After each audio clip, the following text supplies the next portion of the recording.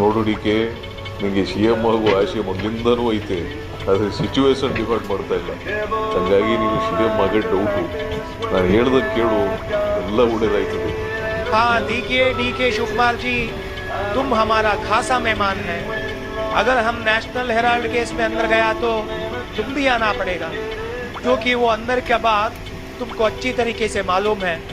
इसलिए आपको सीएम बनाना मुश्किल ही नहीं, नामुमकिन है.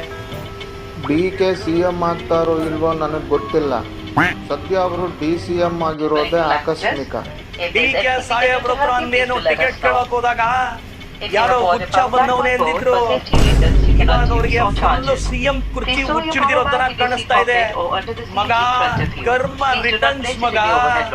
ಅಣ್ಣ ರಾಹುಲ್ ಅಣ್ಣ, ಇವ್ರುಗಳು ಒಂದೊಂದಲ್ಲಣ್ಣ, ಒಂದೊಂದಲ್ಲ.